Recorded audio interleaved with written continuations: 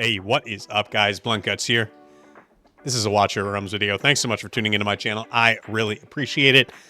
I'm tuning in real late here. You can see 7.5% left on our opponents, Brasil. They are. I think it's a little bit of a mismatch, honestly. I don't know what's going on with the matchmaking, honestly. We went 1-1 the last 2 weeks, so 2 wins, 2 losses combined across 2 weeks, and somehow we have dropped 45 spots in the rankings from number 15 overall all the way down to number 60 where we're ranked right now. That doesn't seem right to me, but that is the reality that we're living in right now. So we are facing a guild that I think it's a little bit of a mismatch, unfortunately, for them. I think, unfortunately, for you guys who are watching, I tuned in late. We've almost cleared them out. I'm going to try to get my attacks in right now, and hopefully there's some compelling matches in there. But as many of you know, the weaker defenses are oftentimes sitting inside the bubble, so I don't know that these are going to be all that compelling. However, I'm going to post it anyway. I guess I'm probably going to be attacking most of these blind because I don't have defenses set up to practice on. So hopefully it goes well, but I don't really know. So let's get in there. Let's see what happens. All right, guys, first one up. So this is a only 385k battle power team, which I think is kind of indicative of why I'm pretty sure this strategy is going to work here. So we've got a Nightmare team, obviously Arrogance, Greed, Torodor. There's Lili in there. We're not going to worry about killing them. I think we probably could if we needed to, but there's no need to. We're going to do a swarm method here, so we're going to wait till 10 costs, drop in a Fool, wait until the Fool starts pathing in this first vertical lane. We'll drop in a Fallen Templar after that. Let them path on forward, wait till 10 costs, drop in double Necros, drop in double Shaman after that, drop in double Dogs after that when we do see the Arrogance and the Hatssut ultimates are down and aren't going to be a danger to taking out our dogs. So that is the plan. I think it should work. Haven't practiced. Let's give it a go. Let's see if we can't make it happen.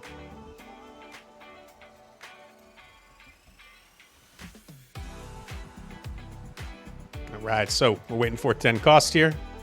Drop in my Fool back here. I'm going to path on forward.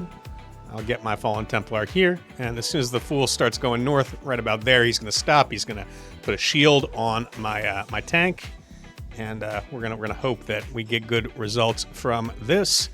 Now, I could drop in a second tank, and in fact, you know what? Maybe I will do that. Maybe I will do it. Well, you know what? Maybe I won't. It's fun. It's fun. I don't know what I'm going to do. I don't know what's going to happen here.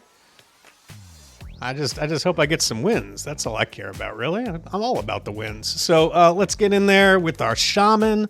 I'm seeing our Necros, who are level 5+, who do have the highest affiliation right now. Those summons should be pretty beefy. And you can see Arrogance is about to start popping off here. So well, popping off is kind of relative, right? You can see a bunch of these summons are just walking on in. So that is going to be a win right there. Limited defenses to attack, and I don't know how compelling all of this is really going to be at the end of the day. So I'm going to attack them again. I will be back for the next one, though. All right, guys, next one up. We're going to bring some Garnet Guards in here. Again, very low BP on this team, so I don't think this is going to be something that you can necessarily replicate. You do see a similar defense. Of course, you're probably not likely to see a Luneria team with higher BPs. So what we're going to do here is we are going to wait till 10 costs. I'm going to drop in one of these. Actually, you know what? I think right off the break, probably what we'll do is we'll drop in one of the Fallen Templar. We're going to let him path forward. He's going to trigger ultimates. We'll get the Silas ultimate out of the way. That is the main thing that we're looking for here. Once that is gone, then the threat to the Garnet Guards is going to be removed. So we'll wait till 10 costs. We'll drop in a second Fallen Templar. He's going to go forward, eat up some of the Dahlia ground tile stuff, you know, the blooms or whatever, blossoms, whatever she does, she puts on the ground. And then we're going to drop in double Garnet Guards right behind him when we get back up to 8 costs. The Garnet Guards should take out Luneria, Dahlia, potentially Silas as well. And then we should be able to just swarm on by with some combination of Necros, Dogs, and Shaman. Let's get in there, see if we can't make it happen.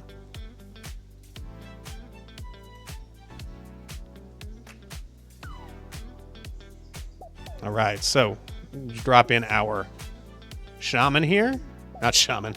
He's not a Shaman. I'm sorry, buddy. I feel like I missed poor Fallen Templar there. So we're just waiting on Silas's ultimate here. You can see Silas is doing some work.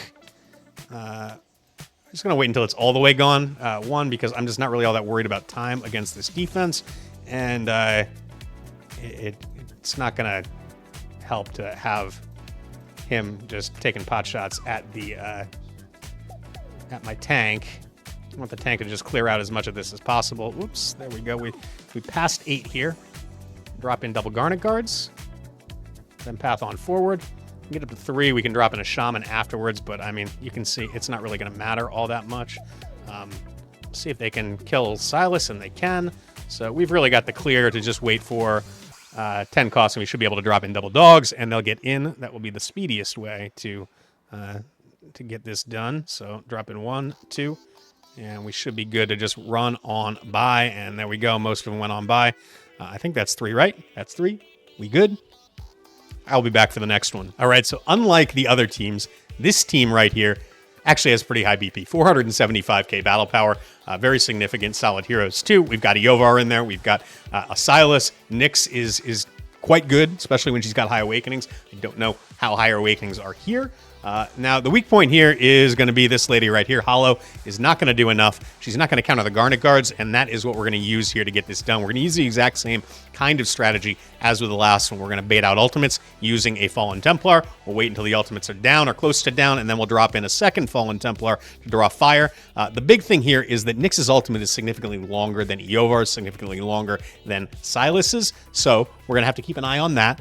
We want that to be down before we do drop in our Garnet Guards, or potentially what we could do is drop in a Shaman first, then drop in double Garnet Guards afterwards. We're going to play it by ear, see how that goes. You know, Iovar is going to cycle through his ultimate super quick, so we're not going to be all that pressed about that. But the thing is, I don't even know if I need the Garnet Guards here. Like, I'm pretty sure that because there's only one tank, that's I said Hollow was the weakness. The other weakness here is that there's only 4 block at most, assuming that Regulus is in a Bastion ring. So theoretically, as long as I'm deploying in between ultimates, I can just swarm this and get by. But we're going to play it safe. We're going to use Garnet Guards. Plus, why not use the new unit, right? It's fun. So we will bait ultimates. We will send in Garnet Guards, clear out. Then we'll do the same thing we did last time, and we will overwhelm with either dogs or some combination of dogs and Necros. Let's give it a go and see if we can't make it happen.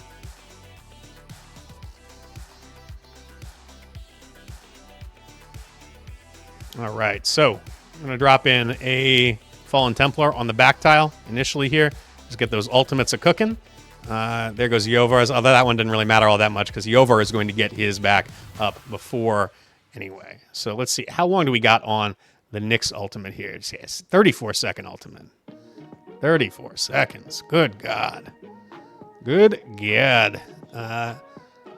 We will, I think, wait and then drop in one of these guys right about now. And then we'll do, hopefully he's going to draw fire here. We should be able to take out Silas with the Garnet Guards, followed by Iovar, and then potentially followed by Nyx. So let's see what happens. There goes Silas. There goes Iovar. And we're going to get Nyx. There's Nyx. We good? We good? And we're just going to wait and do the same thing we did the last time. We're going to do double dogs in a second. Click on up to 10. And we should be good here because Regulus can't do anything to stop them. So in they go. That's a win right there. I'm going to hit this one more time, and I will be back for the next attack. All right, guys. We got a very similar defense here. The difference being that instead of heavy physical damage, we've got heavy magic damage here. So we've got Ajax. We've got a Twinfiend. It's like Season 1 through 3 callback. Not even really Season 1 through 3. Really like Season 1 callback. Don't see Twinfiend all that much, but again, this 478k battle power. I don't want to, kind of turn my nose up on this, but I am going to drop in a Farraguard to begin with. He should be able to blunt the the attacks from Hex, from Twinfiend, from Ajax, take a bunch of the hits, and then when the focus is all on him, I am going to drop in double Garnet Guards. They should go forward. They should take out Twinfiend. They should take out the Ajax, and probably won't get the Hex, would be my guess, because I think Hex is going to get hit, then he's going to go invisible. I don't think we'll get a second hit on Hex, but so long as we are mindful of the ultimates, the ultimate on Hex, we should be able to drop in double dogs at the end and be able to go on by. Depends on whether or not Hex takes out the Garnagards. If he does, then maybe we do Necros first, then double dogs. But the thing about this is that I don't think they're going to be able to kill the Pharaoh Guard. But we're going to get in there. We're going to give it a shot. We're going to see. And yeah, that is that. So again, doing all these completely blind. So maybe I'll miss something here. I don't know. I don't think that I'm going to, but you never really know. I think what I might do, especially because the Hex Ultimate's going to be going off, what I might do is just drop in a second Pharaoh Guard here. And you can see the first Pharaoh Guard is just not taking any damage despite just eating all of those Ultimates. And so now we're going to do double Garnagards here. And they should go forward, especially since it's all single target damage, except for the Twinfiend, obviously. But the focus is all on... Oh, we didn't get the Ajax. That's interesting. So we've still got two damage dealers up, which is something, to be sure. Let's see. So 4 block, we assume, from the Brokkir. We can see the Hex Ultimate is about to be down. I'm going to drop in double Necros. Ajax's ultimate should go off, but I think it'll take minimal damage on the Necros. No damage on the Necros, actually. So that's nice, like that. And we should be able to just drop in dogs here, and they should run on by. I think all the block will be eaten up. If they don't run on by, then, yeah, there we go. So, as you can see, Ferssi is just not enough to really deal with the Garnagards. Taking out Twinfiend really kind of took the teeth out of that defense, especially because Hex is so ultimate dependent. Ajax, I don't know what awakening level Ajax is on here, but he was not doing enough damage for this to really matter. So that is that. I will be back for the next one. All right. I hate to be a broken record here, but we are going to be doing the exact same team. It's almost like maybe I could do like a challenge where I use the same team against all of them to make it a little bit more difficult. But in this case, I mean, these Garnagards are going to counter everything here. We're going to take out Pelagios with the Garnagards. We'll be able to take out Iovar with the Garnagards as well. We won't be able to hit Silas, I don't believe, because I think they're going to stick onto Baron before that happens. But what we're going to do here is wait till, well, we won't even need to wait. We're just going to drop in a Fallen Templar right off the break. We're going to let the Silas ultimate get a cooking. And once that is down, we should be able to drop in a couple of Garnagards to take out Pelagios and Iovar, followed up by double Necros, followed up by dogs. And we should be able to get in that way. Let's see if we can't make it happen.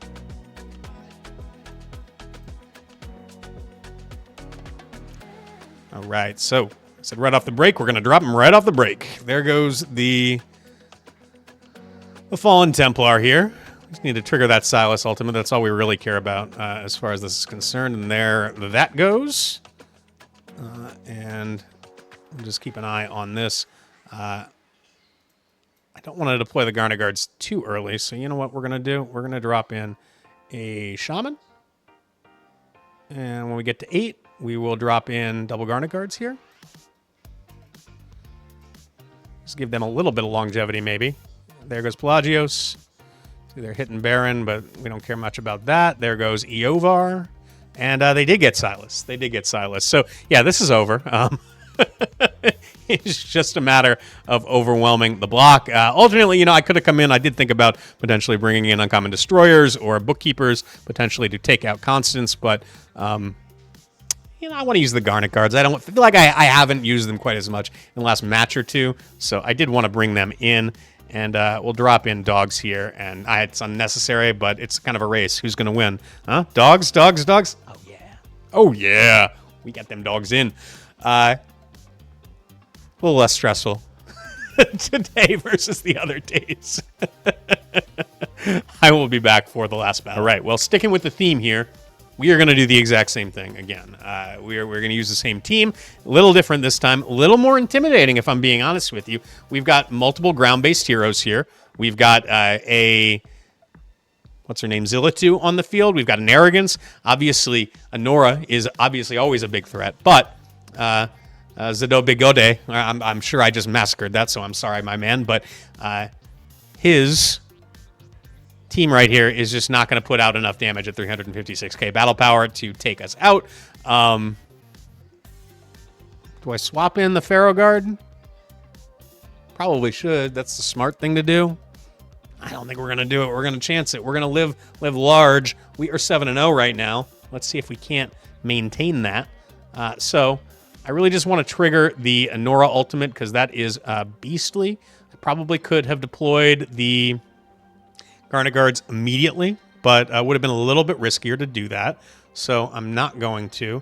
And we're just going to wait here because I am, well, here, we'll drop in another one of these guys to draw fire. And then when we get up to 8, we'll drop in double Garnet Guards, take out the Anora.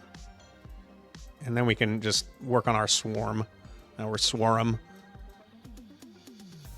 And let's see, can we get that Anora? Oh, that's right. Oh, that's right. I forgot.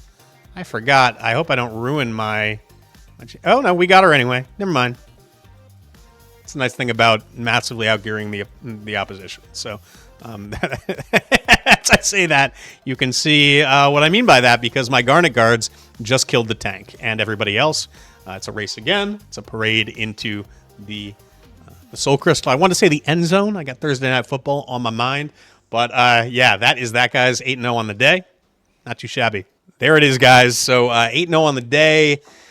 That's not really a feather in my cap. The bubble defenses were not really all that challenging. And this is no slight to Brasil, who I think this is just a bad matchup. They probably won a couple of matches and ended up a little higher than they should have been. We lost a couple matches and ended up a little lower than we should have been. So kind of a mismatch at the end of the day. I do appreciate them. I know that some of them do watch my content, and I just want to let you guys know I do appreciate you guys giving us a match here. And yeah, nice for me, honestly, to just not feel all that stressed out about GvG. I have got a lot going on, both professionally and personally right now outside of Watcher of Realms, and it was nice to not have to put a ton of effort into this and just have a little fun with GvG, honestly. So thank you guys so much. I do appreciate y'all, and I do appreciate all of you for tuning in, watching my stuff. Thank you so much. I will be back with the attacks from the next battle, which starts tomorrow on Friday, sometime over the weekend or maybe early next week. But please sound off in the comments. Let me know how your season's going. We did just get news on Forerunner that there is going to be a new season of GvG starting on Forerunner, because we're kind of offset now because of the update issues, I think it was. Or I don't remember exactly.